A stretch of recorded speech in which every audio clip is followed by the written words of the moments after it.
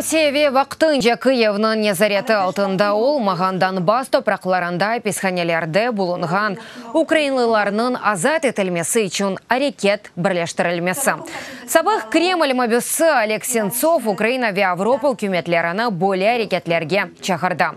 Бұақта о Варшавада Украин кино күнлері чәрчевесінде зенадашлары ве журналистлернен Курушев вақтында лав юрсетті. Олег Сенцов бірчоқ Украиналы саяси себеплерден, яғни Украина тарафдарлығы ве ватанына садықлық үшін Русия түрмелерінде тұтылғаныны хатырлатты.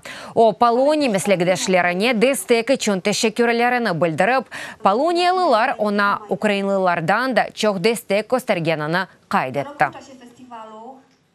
200 человек как минимум находятся в подвалах. Нас 200 киші Донбасста сепаратистлерінің қолында тұтыла. Оларны тұтылу шарайтлері де мана көре да бетер. Шымды де оларны насыл етіп чекіштіргенлеріні ве оларнен не олғаныны білмейміз. Олар да ярамай шайге орағаныны анлайым. Тамам bu mesele шымды ән чоқ музакере етілмек керек. Rok temu byłem pod ambasadą rosyjską. Кечкен сене Рус елшілігі янында Олег Сенцовны бошатыныз деген плакатнен турайды. Шымды де оны мұнда көріп, онен лав ете білгенімден пек мемнуным.